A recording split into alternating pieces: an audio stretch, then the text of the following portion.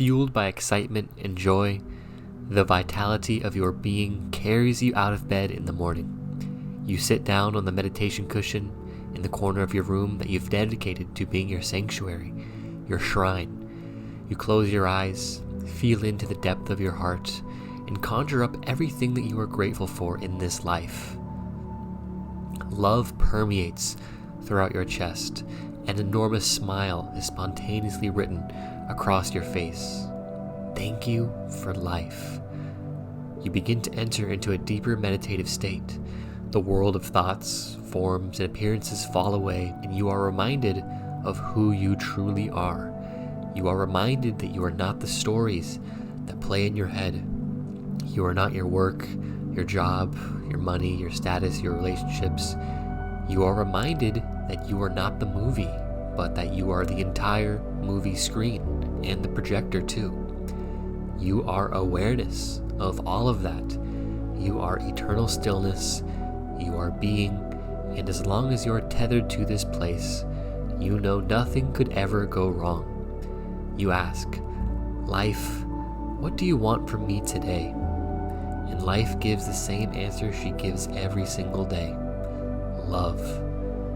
Infused with joy in your heart, you rise out of your meditation cushion, walk out the front door, and into the majestic morning sun. Being enlivened by her radiant glow, you take your morning stroll and contemplate what life demands from you today, and how you will tackle each moment with your purest presence. Eventually, you get to work, but it doesn't feel like work because you are doing what you love. You are giving your gifts. And rather than work feeling like a grind, it feels like a continuous flow state. You're completely present. You're completely there, allowing this creative force that is life itself to move your body. And after the day's work is done, you spend your evening in communion with your lover, your family, your friends, mutually giving, receiving, and expressing the love that you are.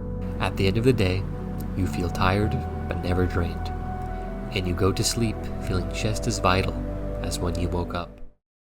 This is the self-actualized life. This is what the average day of what someone who is fully giving their unique gifts could look like. I have been living a watered-down version of this vision so far in 2024. Not quite this exact vision. This is like a perfect vision, but a watered-down version. And I've never felt so alive. I feel that the several years of personal development and spiritual work to be more deeply crystallizing itself into my experience, and I feel more connected to my heart and to the truth of who I am more than ever before.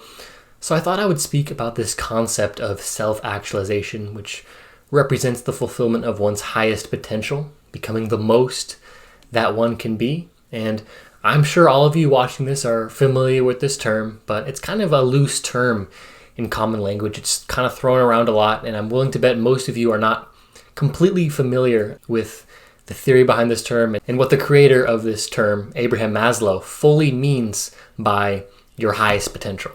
So I'm going to briefly explain some of the general theory in this video and then provide 6 points or 6 tips that I feel are extremely, extremely important that you implement if you want to reach this self-actualization. It's not like you ever actually reach it. It's not like you become self-actualized after all this grinding, all this work. It's kind of just like a way of life. But if you are inspired by that vision, that short little film segment at the beginning of the video, and you want to live a life like that, then listen up, because what I'm going to say in this video is going to be essential for that. So on the screen here is Maslow's hierarchy of needs. It's basically the most well-known thing in psychology. As you can see, this model categorizes our innate human needs and desires from most immediate to least immediate. And once we have the more basic survival needs, we can move to higher order, more sophisticated needs such as friendship, having a vibrant social life, having a good self-esteem, and eventually self-actualization.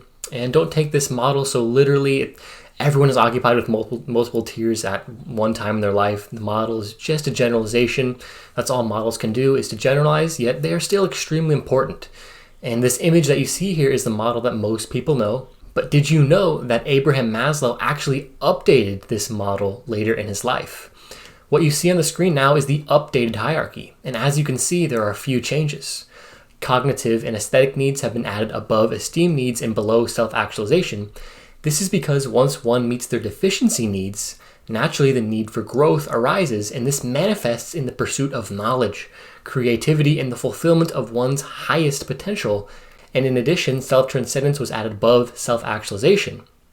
And Maslow added this tier because he felt the definition of self-actualization to excessively refer to individual success, and all evidence points towards the peak levels of human consciousness moving beyond the personal realm and into the transcendent or transpersonal realms. And these transpersonal realms deal with living with a purpose that extends beyond your own self, focuses on being more than doing, focuses on transcending ego consciousness and embodying unconditional love.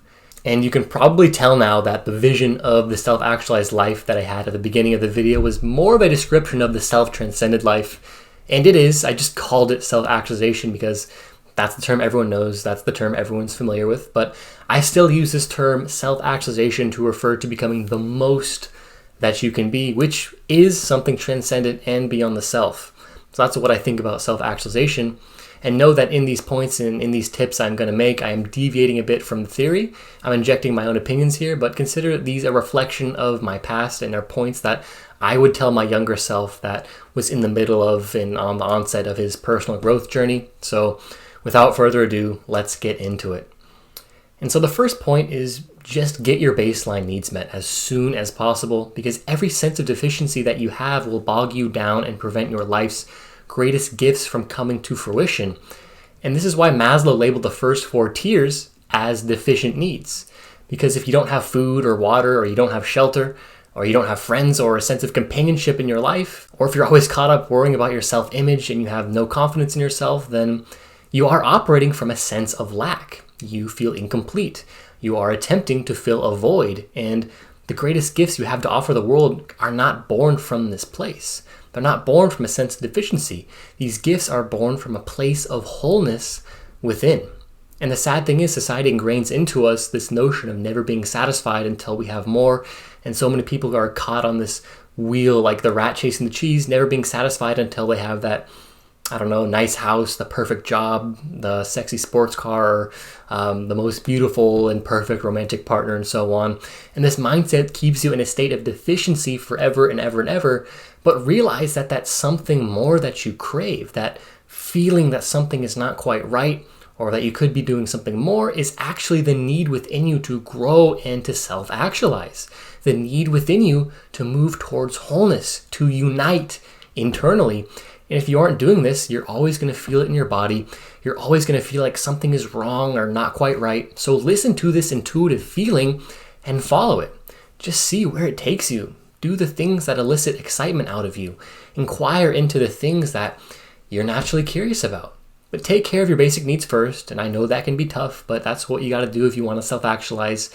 And sometimes you got to be humble to do this as well. I just moved back in with my parents, and making this move allowed me to reevaluate my life without the constant worry of having to pay rent or bills, even though ideally I would not have wanted to make this move.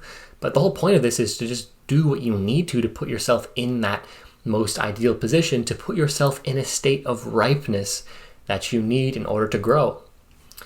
So point number 2 is to live in complete openness, be fully authentic, own your truth, and confront your shadow. A huge component of self-actualization is fully accepting yourself for who you are. And if you cannot do this, you will continue to operate from a sense of deficiency. You will alter, inhibit, and distort aspects of the truth of who you are in order to be accepted by yourself, by others, and by society at large. You will repress, deny, malform, and alienate any aspects of yourself that you see as unworthy of being loved or accepted. You cannot reach a state of wholeness without owning the whole of who you are. And if you see a component of yourself as wrong, scary, dark, evil, or problematic in some way, then the only way, this is like a metaphor, the only way is to transmute that darkness into light by bringing these aspects of yourself to the surface and facing them fully. The light in this case is awareness. You shine the light of awareness on these aspects of yourself that were hiding in the corner, that were in the dark, that couldn't be seen. And then by seeing them, accepting them, they can be integrated into your way of being in a more healthy and harmonious way.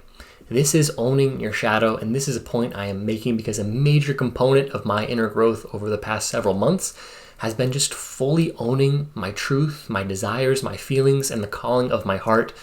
So I recently actually just ended a romantic relationship that had lasted over 2 years, and for a few months leading up to that breakup, I had begun to feel it was no longer right. Yet I was afraid to admit that to myself and actually end it. And so I employed all these defense mechanisms to deny this. I was distracting myself with social media, indulging in work, smoking weed all the time, just a bunch of really mind-numbing activity that would put me out of my feelings, out of my heart. So I didn't have to face this truth within myself because I knew it would be painful. And I'm not going to go into too much detail. Maybe I can make another video on that, describing it more.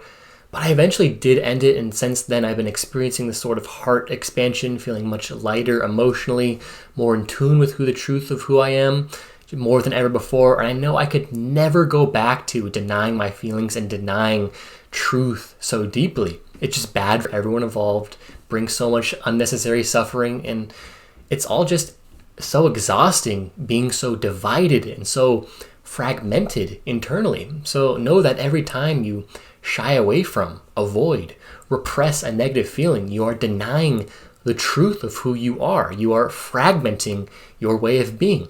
This happens to you every day in some form. I guarantee it. It always can be very subtle, and you think it might not matter much, but over time it builds and builds and builds, and it does. And all of a sudden you have all these repressions and all these traumas and all this whole fragmented identity, and you're scared and you have a low self-esteem, and you can't express yourself. You can't be fully authentic.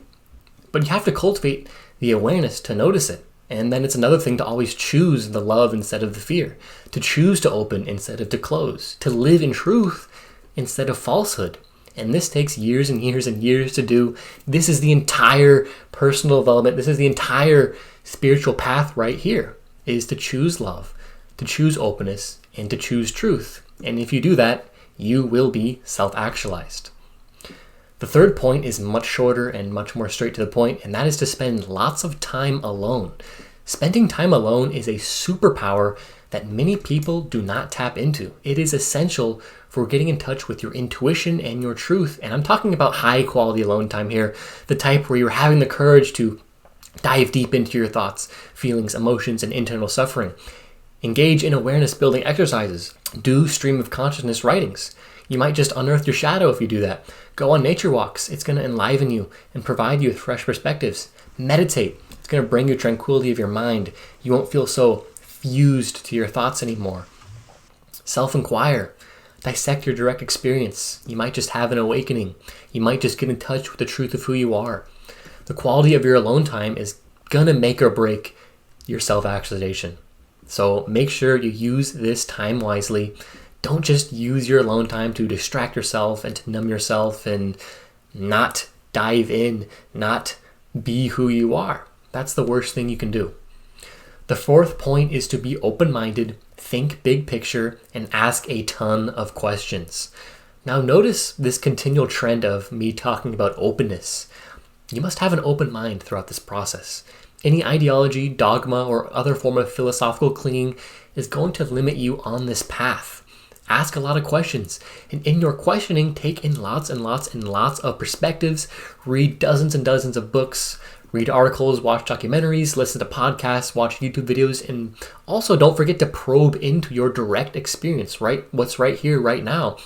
And when you're consuming content, don't just consume content that confirms what you already believe. You need to consume content that is new to you, content that perhaps directly contradicts what you believe. There are thousands and thousands of different religious and philosophical points of view in the world. Really be honest with yourself. Do you think yours is somehow the one correct one? Be honest with yourself now. And when you're doing this questioning and intaking various perspectives, be aware of these two traps. The first trap is filling in the void of not knowing with some random belief. And the second trap is thinking that all perspectives and worldviews are equal, and thus truth is just completely relative. It's not real. So this first trap occurs due to the ego's need to feel safe, grounded, and make sense of reality. And this is like when you're in a state of not knowing something, you don't know the answer, you just don't know what life is, you don't know what reality is. And the ego can feel threatened. And so naturally it fills in the void with a belief so as to give itself this sense of safety in the world, this sense of security, or even pride as well. People take pride in their identities and what they believe. So notice this tendency within you that, when you don't know something, rather than by this reaction, giving some explanation and then letting that explanation define your reality, just sit in that state of not knowing. Be okay with not knowing something. And from this sense of detachment, from needing to know, just sit and watch your mind dance around the paradox. And it is only from this state of not knowing that a genuine insight can arise. And you'll know when that rises. It's like a light bulb moment. You finally realize everything all fits together and everything makes sense. You'll know when that happens. Now, the second trap occurs when someone does not have a strong internal radar for synthesizing all of these perspectives that they intake. So without some sort of truth metric to sort out the perspectives that you intake, you can become confused on who is right, who is wrong, what the right path to follow is. And the solution to this trap is to become a perspective harmonizer. A perspective harmonizer recognizes that all worldviews that humans hold have a place in the big picture. That is, all perspectives have some truth to them, but some are more truthful than others. And generally speaking, the perspectives that are going to be most truthful and valid are going to be the ones that are the most inclusive of other perspectives. So I guess to provide an example, and I'm talking more about like philosophy here and like political and philosophical viewpoints. So to give an example, if you find yourself taking a perspective with titles like the Democrat Party hates America, or I don't know, something like all Trump supporters have lost their minds, then you know that perspective is an inherently partial perspective because there's a failure to truly see the opposition, to truly understand how and why these people think the way they do. And in self-actualization work, we are after a big picture understanding of reality. And we want to see how everything fits together. We want to understand people at the core of who they are. We want to truly see them. And if you rationalize others away as just being crazy or downright wrong or just purely delusional, you probably are not truly seeing them. So if you want to become a better perspective harmonizer, what I would recommend is studying Ken Wilber's integral theory. I did make a recent video titled Integral Theory, the 10 Stages of Human Consciousness Development, that gives a summary of what I'm talking about here. And absorbing that video is a great way to spend an hour of your life to get a general gist of this theory, but I recommend you read the books too. It's basically a framework that just synthesizes all human history, all human forms of thought throughout all of history, and kind of synthesizes them together into a single coherent framework. It changed my life. It's a beautiful, beautiful theory, and Ken Wilber has an amazing mind. But anyway, if you're able to stay open-minded and can sit in a state of not knowing, and you can have a solid metric for sorting out all the perspectives that you intake, your growth is going to absolutely skyrocket, guaranteed. So now the fifth point is to focus more on being and less on doing. So in my videos and in my writing, I talk about finding your unique gifts and bringing them to life a lot. And how these gifts manifest is going to look different from person to person, but the underlying process to how these gifts come to fruition is mostly the same for everyone. And that is that the ultimate gift you can give to the world is just the pure, loving, authentic energy you radiate from embodying your most mature, self-actualized version. And this gift it's on the order of being. It's how you are in the world. And this mode of being comes about through being fully present, fully open, fully authentic, and in tune with the whole of who you are, in tune with the truth of who you are. You're not hiding anything. You're not repressing anything. You're fully being yourself. And this way of being is of primary importance, as your way of doing, your work, your career, your impact on the world, well, that's naturally going to reflect your way of being. And most people have this process backwards, as they think that what they do will lead them to embody how they want to be. But this is wrong. If you be authentically who you are first, then naturally you're automatically going to do what is a reflection of that mode of being. So you become overly fixated on doing something or having something or getting something, you're going to generate this unsustainable high and dopamine that's inevitably going to crash, leaving you depleted when you are done doing that thing or having that thing. I guess, for example, I would smoke weed in order to have an escape from everyday life. And in this dissociation, I could go to a different place, so to speak, where I felt distant from these problems. And then when I was back in a normal state of mind, I would feel even worse than before, making me want to smoke again, perpetuating this whole cycle. And I was doing this escapist tendency as a result of unwhole and fragmented being. And had I chosen to do the inner work at that point and face the truth, I would have done something completely different and more conscious. So think about how you want to be in the world. What energy do you want to give off? Just what overall vibe do you want to have? And from there, correct doing will automatically happen from that place of right being. And the sixth point is, don't play to win. The game of life is not a game you can win. If you think you can win life, you're delusional. Life is a game that is meant to be played for the joy of playing. And when you play to win, you play a finite game. And a finite game in the sense that you live life within this boundary, within this set of rules that has a clearly defined beginning and an end point, and with people who win and people who lose. And then every move made within this boundary is made for the purpose of winning, whether it's, a physical reward, money, or some sort of status symbol that recognizes this player as the worthy recipient of that prize. And I mean, think of situations like winning a sports game, working towards a job promotion, acquiring X amount of money, acquiring a mansion, etc. And now these things they're not inherently bad to pursue, but what's bad is becoming entranced with this mindset of being a winner, of having more and more and more for yourself. And when you play this game, when entire society is entranced with this finite mindset, well, you literally create a world of haves and have-nots.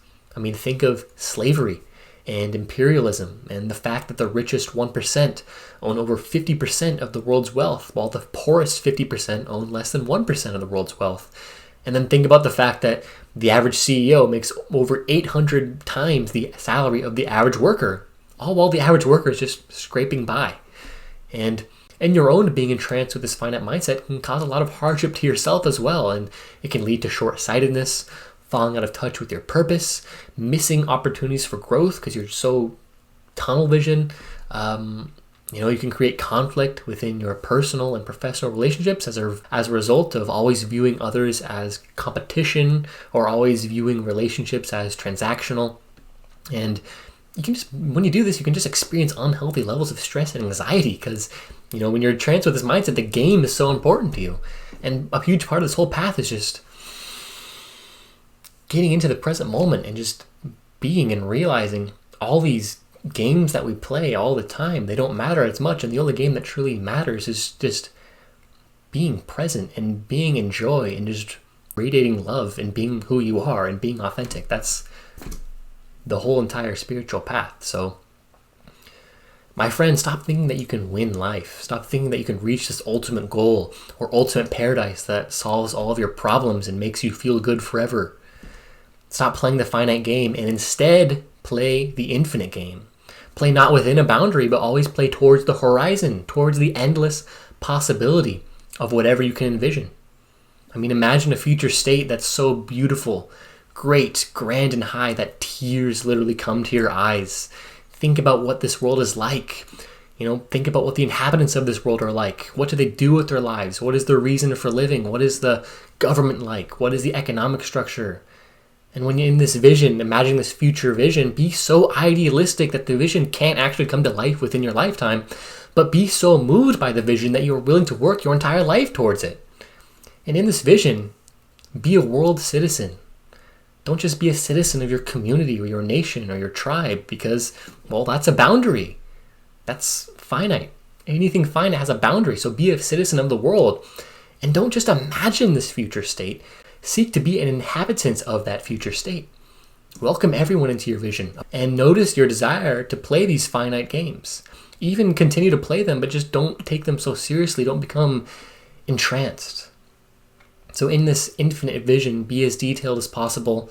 Write the vision down. This vision is your compass. And without a strong compass, you're gonna more easily veer off course and get sucked back into this finite mindset of always wanting more, always having more. So I guess to give an example, allow me to share a few aspects of a vision that I have in my mind of a future state that just moves me so deeply that I just want to live my life to at least bring aspects of it into fruition. So here goes. Here are a few points. The exploitation of humans and the environment for profit becomes alien. Businesses are defined by how they serve, not by profit. Success of a society is not defined by how many jobs it creates and what its GDP is, but by how happy, healthy, fulfilled, and conscious the citizens are. Political borders fade as communities no longer define themselves by nationality, but by mutual respect, shared values, and collective responsibility. Adult development is recognized and encouraged. Communities and institutions help one develop new skills, learn new perspectives, self-actualize, and self-transcend, no matter one's age. Psychedelics and other plant medicines become commonly used healers to aid in this process. Cities are nature dominant rather than human, and human structure dominant.